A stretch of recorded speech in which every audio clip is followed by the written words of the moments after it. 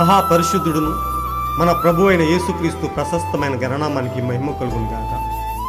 కుటుంబ బలిపీఠము అనే ఈ మంచి కార్యక్రమాన్ని ప్రతిరోజు యూకే గాస్పల్ స్ట్రీమింగ్స్ అనే మా యూట్యూబ్ ఛానల్ ద్వారా ఆడియో రూపంలో వీక్షిస్తున్న మీ అందరికీ ప్రభు అయిన యేసుక్రీస్తు ఉన్నతమైన గణనామం పేరిట శుభములు తెలియజేస్తున్నాను. ఇంకనూ వినండి, అనేక కుటుంబాలకు షేర్ చేయండి, దేవుని నుండి గొప్ప మేలులను పొందుకొనండి. ప్రభు కొరకు నా వంతు పనిలో మీ సహోదరుడు కె ఉదయ్ కుమార్.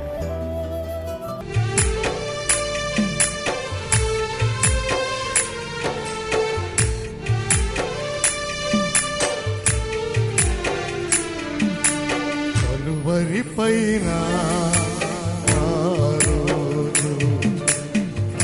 శివను నా ప్రభువు, కలువరి పైన శివను నా ప్రభువు, శాశ్వతముగా నా పాప రుణము, శాశ్వతముగా నా పాప రుణము చెల్లించి వేసెను, నా పాపమంత కడిగి వేసెను. కలువరి పైన ఆ రోజు ఆ శిలువలో నా ప్రభువు. ఒక కుటుంబ బలిపీఠం వాల్యూమ్ 1 నుండి 212వ రోజు, జూలై 31వ తేదీ. అంశము: ప్రజల దృష్టిని ఆకర్షించడానికే దైవిక స్వస్థత. ఈ అంశము కొరకు కొంత వాక్య భాగాలను చదువుదాం. యోహాను 6వ అధ్యాయం 2వ వచనము. రోగుల ఎడల ఆయన చేసిన సూచక క్రియలను చూసి బహుజనులు ఆయనను వెంబడించిరి. యోహాను 12వ అధ్యాయం 9వ వచనము. కాబట్టి యూదులలో సామాన్య జనులు ఆయన అక్కడ ఉన్నాడని తెలుసుకుని యేసును చూచుటకు మాత్రమే గాక మృతులలో నుండి ఆయన లేపిన లాజరును కూడా చూడవచ్చిరి. ఈ అంశము కొరకు సమకూర్చబడిన వర్తమాన భాగాన్ని చదివి విందాము. ఈ నగరానికి నేను మళ్ళీ తిరిగి రావడం ఒక గొప్ప సమయముగునని నేను నమ్ముతున్నాను. ఈ ఉదయం నేనిక్కడ చాలా చక్కని చిన్న ప్రేక్షకులతో మాట్లాడాను. వారు అద్భుతంగా స్పందించారు. మేము కొంచెం ఎక్కువ సమయం మీతో ఉండగలిగితే మనం ఒకరినొకరు తెలుసుకోగలమని నేను భావిస్తున్నాను. నా సేవా పరిచర్య కొంచెం భిన్నంగా ఉంటుంది కాబట్టి దానిని అంతటిని ఒక చిన్న కూటంలోని వ్యక్తము చేయలేకపోతే అప్పుడు మీకు దీని గురించి లేదా దాని గురించి సందేహం కలుగుతుంది. కానీ మేము కొంతకాలం సందర్శిస్తున్నప్పుడు మీరు రాత్రి తర్వాత రాత్రి చూడవచ్చు, చెప్పబడిన దానిని గమనించవచ్చు మరియు అది జరుగుతుందో లేదో చూడవచ్చు. అప్పుడు మీరు ఆ సేవ ఏమిటో గుర్తించడం ప్రారంభిస్తారు. ఆపై అది మనల్ని ఒకరినొకరు మరింత బాగా అర్థము చేసుకునేలా చేస్తుంది. ఈ సంఘానికి రావడానికి మీ ప్రజలందరి కోసం మరియు నగరమంతటా ఉన్న అన్ని చర్చిల కోసం ఇక్కడి సేవకుడు నాకిచ్చిన ఆహ్వానాన్ని ఖచ్చితంగా అభినందిస్తున్నాను. దేవుని చిత్తమైతే నేను తిరిగి వచ్చి నగరంలో మరింత విస్తృతమైన సేవను నిర్వహించగలిగితే ఇక్కడ మేము ప్రజలందరినీ, సంఘాల్ని, సేవకుల్ని ఒక చోట చేర్చగలిగితే బాగుంటుందని నేను ఆశిస్తున్నాను. మరియు ఈ రాత్రి సేవకులకు ఇది చాలా కష్టంగా ఉంటుంది. బహుశా అనారోగ్యంతో ఉన్న చాలామంది వ్యక్తులు ప్రార్థన చేయించుకోవడానికి రావడానికి వారి అనుమతి తీసుకోవలసి వచ్చి ఉంటుంది. మరియు ఈ రాత్రి తమ సంఘములను పంపించిన సేవకులకు నా భావాల్ని నేను తెలియజేయాలనుకుంటున్నాను. తద్వారా వారు సేవను వినడానికి మరియు ప్రార్థన చేయించుకోవడానికి రాగలిగారు. ఇప్పుడు ఇక్కడ చాలా సంఘాలు ఉన్నాయని నేను అనుకుంటున్నాను. ఈ నగరంలోని మొదటి అసెంబ్లీ ఆఫ్ గాడ్ పాస్టర్ నుండి వచ్చిన ఒక లేఖను తెరిచాను. ఇప్పుడే కొద్దిసేపటి క్రితం మరియు ఆసుపత్రిలో అతనికి చాలా అనారోగ్యంగా ఉన్నవారు ఉన్నారు. మరి అతడు నాకు తెలియదు, అతను ఈ సమయంలో సంఘములో ఉన్నాడని నేను అనుకుంటున్నాను. మరియు వారి ప్రజలలో ఎవరైనా ఇక్కడ ఉంటే నేను ఖచ్చితంగా ఆ వ్యక్తి కోసం ప్రార్థన చేస్తాను. క్రీస్తు నిన్న నేడు నిరంతరం ఒకే రీతిగా ఉన్నాడు. ఆయన ఎన్నడూ విఫలము కాలేదు. మరియు ఈ రాత్రి ఆయన మన ప్రతి ఒక్కరిని ఆశీర్వదించునని మరియు మనం దేవుని మహిమను మన హృదయంలో ఉంచుకొని ఇక్కడ నుండి బయలుదేరతామని నేను నమ్ముతున్నాను. ఇప్పుడు నేను ఈ విషయం చెప్పాలనుకుంటున్నాను. కేవలం వెళుతూ అనారోగ్యంతో ఉన్నవారి కోసం ప్రార్థించడం మరియు స్వస్థత సేవ గురించి మాట్లాడడం ఇది నా సేవ అంతా కాదు. మేము నమ్ముతాము మొదటి విషయం రక్షణ. ఎందుకంటే మీకు స్వస్థత లభిస్తే మీరు జీవిస్తారు. ఎప్పుడో ఒకప్పుడు మీకు మళ్ళీ అనారోగ్యం రావచ్చు, కానీ మీరు క్రీస్తును స్వీకరించినప్పుడు మీకు నిత్య జీవం లభిస్తుంది. మరియు కేవలం శరీరం యొక్క స్వస్థత కంటే నిత్య జీవం ఎంతో గొప్పది కదా. కానీ దైవిక స్వస్థతను క్రీస్తు ఉపయోగించాడు. దైవిక స్వస్థత అనేది కేవలం ప్రజల దృష్టిని ఆకర్షించడానికి. మరియు ఆయన సేవ దాదాపు 86% దైవిక స్వస్థతలోనే ఉంది. అందువల్ల ఇది అద్భుతమైన దాన్ని చూపే విషయం. యేసుక్రీస్తు నిన్న నేడు నిరంతరం ఒకటే రీతిగా ఉన్నాడు అనే వర్తమాన భాగం నుండి సేకరింపబడిన ఎంతో అద్భుతమైన అంశం. మహా గొప్ప దేవుడును మన ప్రియ రక్షకుడైన యేసుక్రీస్తు ఉన్నతమైన నామానికి మహిమ ఘనత ప్రభావములు కలుగునుగాక. ప్రియ సోదరి సోదరులారా, ప్రియ దేవుని బిడ్డలారా, దేవుడు మనలను ప్రేమించి మనలో గొప్ప విశ్వాసాన్ని పెంచడానికి, మనలను ఆయనలో ఇంకనూ ఉన్నతంగా జీవింపజేయడానికి ఆయన మనలను ఎంతో ప్రేమించి మన పట్ల ఎంతో కృప చూపి ఆయన మన కొరకు ప్రతిరోజు ప్రతి దినము ఎన్నో ఉన్నతమైన సంగతులను వినడానికి, ఆయనను గూర్చిన సత్యాన్ని వినడానికి, ఆయనలో మన విశ్వాసాన్ని పెంపొందింపజేసుకోవడానికి దేవుడు మనకిస్తున్న ఈ వాక్య భాగాలను బట్టి ఆయనకు ఎంతో మహిమ కలుగునుగాక. మనము ఆయనకు ఎంతో రుణస్థులమై ఉన్నాము. ఆయన మనల్ని ఎల్లప్పుడూ పట్టించుకుంటూ ఉన్నాడు.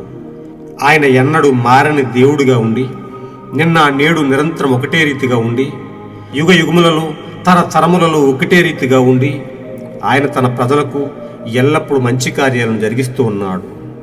ఆయన యందు విశ్వాసం ఉంచిన వారి పట్ల ఆయన ఎన్నో అద్భుత కార్యాలను జరిగిస్తూ వస్తున్నాడు.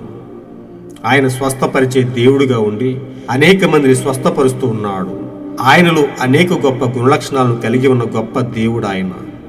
ఆయనే పరమ వైద్యుడై ఉన్నాడు. ఆయనే స్వస్థపరిచే దేవుడై ఉన్నాడు. ఆయన వాగ్దానములపై ఎల్లప్పుడూ ఆయన నిలబడుతూ ఉన్నాడు. నిర్భరము కలిగి ధైర్యముగా ఉండుము, స్వస్థపరచు యెహోవాను నేనేనని మాట ఇచ్చిన గొప్ప దేవుడు. మనము ఆయన యందు విశ్వాసం ఉంచితే, మనము ఆయనపై ఆధారపడితే, మనము ఆయన వైపు కనులెత్తి చూచినప్పుడు, మనము ఆయనను ఆశ్రయించినప్పుడు నిశ్చయముగా ఆయన మనకు గొప్ప కార్యాలు జరిగించే దేవుడిగా ఉన్నాడు. సమస్తాన్ని సాధ్యపరిచే గొప్ప దేవుడు, అసాధ్యాన్ని సుసాధ్యం చేసే గొప్ప దేవుడు ఆయన. మనకున్న సమస్తాన్ని చక్కబెట్టే దేవుడు. మనకున్న ప్రతి వ్యాధిని, ప్రతి రోగాన్ని, ప్రతి వేదనను, ప్రతి కన్నీటిని తుడిచే గొప్ప దేవుడిగా ఆయన ఉన్నాడు. అలాంటి గొప్ప దేవుణ్ణి మన సొంత రక్షకుడిగా మనం అంగీకరించవలసిన వారమై ఉన్నాం. మన విశ్వాసాన్ని ఆయనపై పెట్టుకుంటే ఆయన మనలను గెలిపిస్తాడు, మనలను జయించనిస్తాడు, సమస్తాన్ని మనకు లోపరుస్తాడు. ప్రతి వ్యాధిని మనం గెలవగలుగుతాం కేవలం విశ్వాసం వలననే. ఓ ప్రియ సోదరి సోదరులారా, ప్రియ దేవుని బిడ్డలారా, మనము చదువుకున్న అంశంలో దాగి ఉన్న కొద్ది భావాన్ని తెలుసుకుందాం. దేవుడు మనల్ని ప్రేమించి ఆయన మన కొరకు ఇస్తున్న గొప్ప అంశాల కొరకు మనం ఎంతో ఆయనకు రుణస్థులమై ఉన్నాము.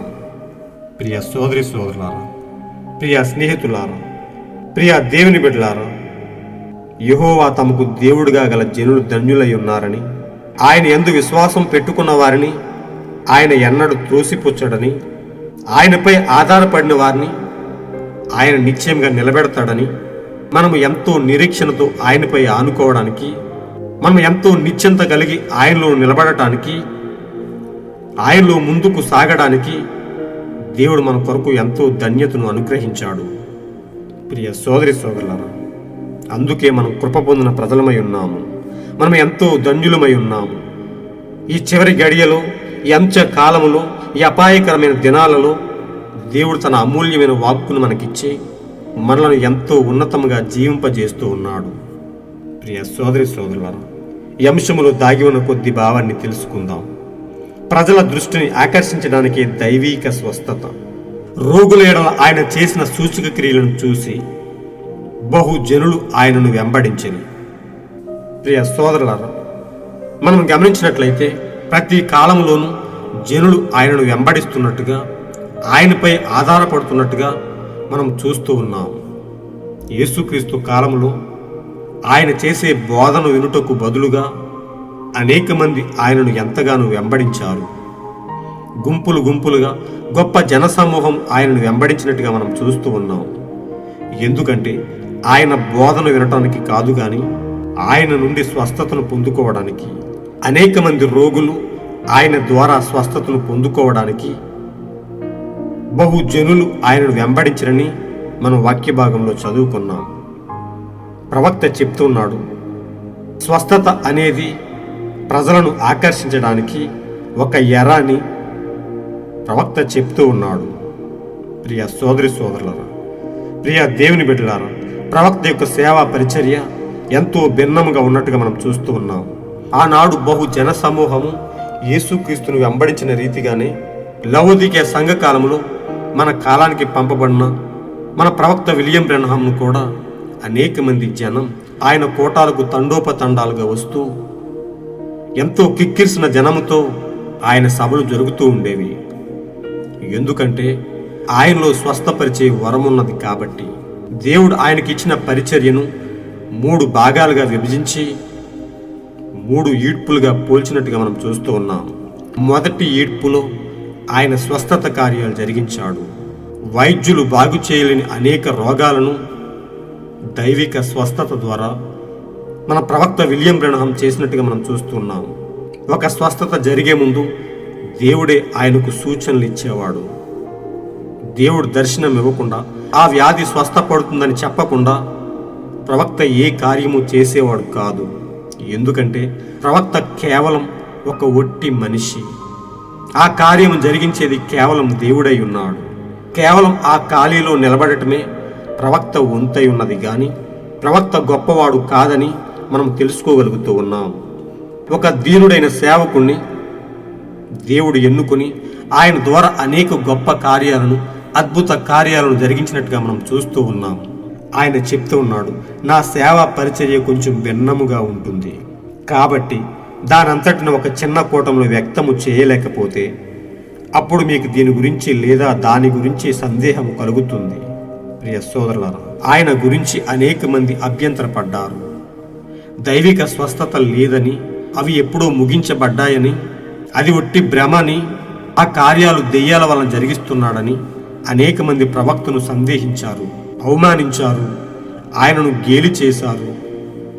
ప్రియ సోదరి సోదరులారా, దేవుని చేత పంపబడిన అనేక మంది భక్తుల జీవితాలు ఈ లోకానికి వెర్రిగాను, హాస్యాస్పదముగాను కనిపించాయి.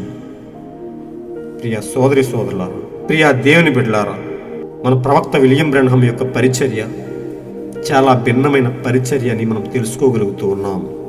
ఆయన కోటాలకు లక్షల కొలది జనం వచ్చినట్టుగా మనం చూడగలుగుతున్నాం. ప్రవక్త చెప్తున్నాడు, ప్రవక్త బోధించే బోధను వినుటకు కాదు గాని ఎక్కువ మంది జనం ఆయన చేసే స్వస్థత కార్యాలను చూడటానికి, ఆయన నుండి స్వస్థతలు పొందుకోవడానికి, ఆయనతో ప్రార్థన చేయించుకోవడానికి, కేవలం స్వస్థతల కొరకే వారందరూ వస్తున్నట్టుగా మనం చూస్తూ ఉన్నాం. ప్రవక్త అంటున్నాడు, ఇప్పుడు నేను ఈ విషయం చెప్పాలనుకుంటున్నాను. కేవలం వెళుతూ అనారోగ్యంతో ఉన్నవారి కోసం ప్రార్థించటం మరియు స్వస్థత సేవ గురించి మాట్లాడటం ఇది నా సేవ కాదు. మేము నమ్ముతాము, మొదటి విషయం రక్షణ. ఎందుకంటే మీకు స్వస్థత లభిస్తే మీరు జీవిస్తారు. ఎప్పుడో ఒకప్పుడు మళ్ళీ మీకు అనారోగ్యం రావచ్చు, కానీ మీరు క్రీస్తుని స్వీకరించినప్పుడు మీకు నిత్య జీవం లభిస్తుంది. మరియు కేవలం శరీరం యొక్క స్వస్థత కంటే నిత్య జీవం ఎంతో గొప్పది కదా. కానీ దైవిక స్వస్థతను క్రీస్తు ఉపయోగించాడు. దైవిక స్వస్థత అనేది కేవలం ప్రజల దృష్టిని ఆకర్షించడానికే. ప్రియ సోదరులారా, ప్రియ స్నేహితులారా, ఈ విషయం మనకు అర్థమైతే మనము స్వస్థత కంటే కూడా రక్షణ పొందుకోవడానికి మనం ఎంతో ఆశపడతాము. ఎందుకంటే మనకు అసలైనది, ముఖ్యమైనది రక్షణ అయి ఉన్నది. స్వస్థత అనేది తాత్కాలికంగా మనకు ఉపశమనం కలిగించినప్పటికీ అది తిరిగి మళ్ళీ వస్తుంది. అనేక రోగాలు మన శరీరాన్ని పట్టి పీడిస్తూ ఉంటాయి. మనము నివసిస్తున్నది వ్యాధుల గుడారములో. కానీ మనము ఒక జబ్బు కొరకు ప్రార్థన చేయించుకున్నప్పుడు ఆ జబ్బు పోవచ్చు, కానీ మరొక అనారోగ్యం కలగవచ్చని ప్రవక్త చెప్తూ ఉన్నాడు. కానీ మనం పొందుకోవలసినది స్వస్థత కాదు గాని ముఖ్యమైనది రక్షణని. ఆ రక్షణ మనం పొందుకున్నట్లయితే దేవుడు మనకు నిత్య జీవాన్ని అనుగ్రహిస్తాడని ప్రవక్త చెప్తూ ఉన్నాడు. మేము నమ్ముతాము. మొదటి విషయం రక్షణ. ఎందుకంటే మీకు స్వస్థత లభిస్తే మీరు జీవిస్తారు, మీరు ఆనందంగా ఉంటారు, మీరు కొంతకాలం ఆరోగ్యంగా ఉంటారు. కానీ ఎప్పుడోకప్పుడు మీకు మళ్ళీ అనారోగ్యం రావచ్చు. కానీ మీరు క్రీస్తును స్వీకరించినప్పుడు మీకు నిత్య జీవం లభిస్తుంది. శరీరం యొక్క స్వస్థత కంటే నిత్య జీవం ఎంతో గొప్పది. ప్రియ సోదరి సోదరులారా, మనం ఈ వ్యాధుల గుడారంలో ఉన్నంతకాలం మనం బాధపడవలసిందే. ఈ శరీరము అనేక వ్యాధుల గుడారముగా ఉన్నది. కానీ ఆయన మనకు వాగ్దానం చేశాడు, ఏడ్పు కన్నీరు లేని, వ్యాధి బాధలు లేని, ఆకలి దప్పికలు లేని, వేదనే లేని, ఎన్నడూ నశించని ఒక అక్షయమైన శరీరాన్ని, ఒక నిత్యమైన శరీరాన్ని, ఒక మహిమ శరీరాన్ని మీకు అనుగ్రహిస్తానని, యుగ యుగాలు నాతో నిత్య జీవంలో జీవింపజేస్తానని ఆయన మనకు వాగ్దానం చేశాడు. భూమి మీద ఈ మట్టి దేహము శిథిలమైపోయినా గాని, దీనిని వ్యాధులు పట్టి పీడించినా గాని మనకు అక్షయమైన శరీరాన్ని, సాతానుడు తాకలేని ఒక మహిమ శరీరాన్ని, ఎన్నడూ నశించిపోని శరీరాన్ని, వ్యాధులు ముట్టలేని శరీరాన్ని ఆయన మనకు అనుగ్రహిస్తానని వాగ్దానం చేశాడు. ఆయన చేసిన వాగ్దానాన్ని బట్టి మనం ఎల్లప్పుడూ ఆయన కొరకు ఎదురు చూస్తూ ఆయన మనకు అనుగ్రహించబోయే ఆ నిత్య జీవం కొరకు మనం ఎంతో ఆశతో ఎదురు చూడవలసిన వారమై ఉన్నాము. మనము తాత్కాలికమైన శరీరంలో జీవించినప్పుడు ఈ శరీరాన్ని అనేక వ్యాధులు పట్టి పీడించవచ్చు. కానీ వ్యాధులు ముట్టలేని ఒక అక్షయమైన శరీరాన్ని ఆయన మనకు ఇస్తున్నాడని మనము తెలుసుకోవలసిన వారమై ఉన్నాము. అది మనకు ఎంతో ముఖ్యమై ఉన్నది. ఆ మహిమ శరీరము, ఆ వాక్య శరీరం మనం సంపాదించుకోవాలి అంటే మనం స్వస్థతలను వెంబడించుట కాదు గాని మనం వాక్యాన్ని శ్రద్ధగా అనుసరిస్తూ ఆ యొక్క మహిమ శరీరాన్ని, ఆ వాక్య శరీరాన్ని సంపాదించుకోవలసిన వారమై ఉన్నాము. అది మనకు నిత్య జీవాన్ని అనుగ్రహిస్తుందని ప్రవక్త చెప్తూ ఉన్నాడు. స్వస్థత కంటే ఎంతో ముఖ్యమైనది నిత్య జీవం. కానీ దైవిక స్వస్థత అనేది అనేక మందిని క్రీస్తునొద్దకు ఆకర్షించడానికి దైవిక స్వస్థత అనేది ఒక ఎరాని, ఒక ఆశ అని ప్రవక్త చెప్తూ ఉన్నాడు. యేసుక్రీస్తు 33 సంవత్సరములు భూమిపైన జీవించి బోధించినప్పుడు అనేక మంది ఆయనను స్వస్థతల కొరకు వెంబడించినట్టుగా మనం చూస్తూ ఉన్నాం. ప్రియ సోదరులారా, ప్రవక్త చెప్తున్నాడు, దైవిక స్వస్థతను క్రీస్తు ఉపయోగించాడు. దైవిక స్వస్థత అనేది కేవలం ప్రజల దృష్టిని ఆకర్షించడానికి, తద్వారా వారు ఆకర్షించబడి వాక్యాన్ని వినేలా చేసి వారిని క్రీస్తునొద్దకు నడిపించడానికే అని ప్రవక్త యొక్క భావమై ఉన్నది. మరియు ఆయన సేవ దాదాపు 86% దైవిక స్వస్థతలోనే ఉందని, ఇది ఎంతో అద్భుతమైన దాన్ని చూపే విషయమని ప్రవక్త మనకు తెలియజేస్తూ ఉన్నాడు. ప్రియ సోదరి సోదరులారా, ప్రియ దేవుని బిడ్డలారా, మనం ఎల్లప్పుడూ వాక్యం ఎడల గొప్ప బయలుపాటుతో జీవించవలసిన వారమై ఉన్నాము. స్వస్థత ముఖ్యము కాదని మనం ఎరగవలసిన వారమై ఉన్నాము. స్వస్థత కంటే ముఖ్యమైనది రక్షణని, ఆ రక్షణలోనే సమస్తము ఉన్నాయని, సమస్త వ్యాధులు దానిలోనే నయము చేయబడతాయని, రక్షణ అనేది దేవుడు మనలోనే పెట్టాడని, ఆయన ఒక్కసారి మన కొరకు ఆ శిలువ మ్రానుపైన రక్తాన్ని చెందించి మన సమస్త వ్యాధులకు, మన సమస్త బాధలకు మన పాప రుణాన్ని తీసివేశాడని, మనము ఏ వ్యాధికి భయపడవలసిన అవసరము లేదని, మనము కేవలం యేసుక్రీస్తుని విశ్వాసముతో మన సొంత రక్షకుడుగా అంగీకరించటే అయ్యున్నదని, ఆ ఒక్క కార్యం మనలో జరిగితే సమస్త వ్యాధులు, సమస్త బలహీనతలు నయము చేయబడతాయని, మనం ఎల్లప్పుడూ క్రీస్తు వైపు చూస్తూ ఆయన నుండి గొప్ప కార్యాలు పొందుకునే వారముగా ఉండాలని ప్రవక్త మనకు తెలియజేస్తున్నాడు. ఓ ప్రియ సోదరి సోదరులారా, ప్రియ దేవుని బిడ్డలారా, స్వస్థపరచగలిగిన గొప్ప దేవుడు మన దేవుడు. మన విశ్వాసాన్ని ఎల్లప్పుడూ ఆయనపై పెట్టుకుని ఆయన నుండి గొప్ప కార్యాలను మనం పొందుకుందాము. ఆయన మన కొరకు పంపిన గొప్ప వాక్యాన్ని వెంబడిస్తూ ఆ వాక్య ప్రకారం జీవిస్తూ ఆయన మనకు అనుగ్రహిస్తున్న సమస్తాన్ని మనం పొందుకుందాం. బైబిల్ గ్రంథంలో దాచబడిన అనేక వాగ్దానములు విశ్వాసం ద్వారా సమస్తాన్ని మనం స్వతంత్రించుకోగలుగుతామని ప్రవక్త మనకు చెప్తూ ఉన్నాడు. ప్రియ సోదరి సోదరులారా, ఎన్నడూ విఫలము కాని ఆయన వాగ్దానాలు మన కొరకే దాచి ఉంచాడు. మనం విశ్వాసముతో ఆయన నుండి పొందుకోవడానికి మనం ఎల్లప్పుడూ ఆయనలో ఉన్నతముగా జీవిస్తూ ఆయన నుండి అనేక గొప్ప కార్యాలను పొందుకుందాం. ఆయన మన సొంత రక్షకుడని మన పూర్ణ హృదయముతో, పూర్ణ విశ్వాసముతో ఒప్పుకుందాం. ఒక దినాన ఆయన మనకు అనుగ్రహించబోతున్న ఆ నిత్య రాజ్యంలో, ఆ నిత్య జీవంతో మనం ఎల్లప్పుడూ ఆయనలో యుగయుగాలు జీవిందాం. ఏ వ్యాధి బాధలు లేని, ఏడ్పు కన్నీరు లేని, ఆకలి దప్పికలు లేని ఆ ఆనందకరమైన రాజ్యంలో మనము కూడా భాగమవుదాం. అలాంటి గొప్ప కృపను దేవుడు మనకు అనుగ్రహించి మనను ఆయనలో ఉన్నతముగా జీవింపజేసి అంతం వరకు ఆయన పరిశుద్ధాత్మతో మనల్ని ముద్రించునుగాక. God bless you all. ఈరోజు మీరు చదవలసిన అనుదిన వాక్య పఠనము కీర్తనలు 54, 55, 56 అధ్యాయములు మరియు రోమ 3వ అధ్యాయము. మీరు విన్న ఈ అంశాన్ని అనేక మందికి షేర్ చేయండి. దేవుని ఉన్నతమైన సత్యాన్ని అనేక మందికి పంచి దేవుని యొక్క నిత్య రాజ్యాన్ని స్వతంత్రించుకునేవారుగా అనేక మందిని తీర్చిదిద్దండి. ఆయన నుండి గొప్ప నిత్య జీవం లభిస్తుందని, స్వస్థత కంటే రక్షణ ముఖ్యమని అనేక మందికి తెలియపరిచి దేవునిలో గొప్ప విశ్వాసాన్ని పెంచండి. అనేక కుటుంబాలను రక్షణ మార్గంలో నడిపించి దేవుని నిత్యరాజ్యానికి వారసులుగా తీర్చిదిద్దండి. దేవుడు మిమ్మల్ని బహుగా దీవించునుగాక. ఆమేన్. ఒకే ఒక దేవుడును, మన ప్రభు అయిన యేసుక్రీస్తు యొక్క కృపా కాపుదల, ఆయన యొక్క అన్యోన్య సహవాసము, ఆయన పరిశుద్ధాత్మ నాయకత్వము ఎల్లప్పుడూ మీ కుటుంబాలపై నిండుగా ఉండి మిమ్మల్ని ముందుకు నడిపించునుగాక, మిమ్మల్ని బలపరచునుగాక, మిమ్మల్ని స్వస్థపరచునుగాక, మిమ్మల్ని రక్షణనే ఔన్నత్య మార్గంలో నడిపించునుగాక. షాలోమ్.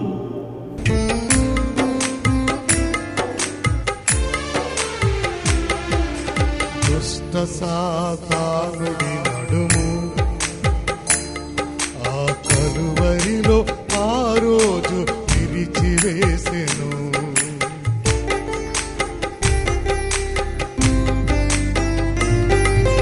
దుష్ట సాతానుడి నడుము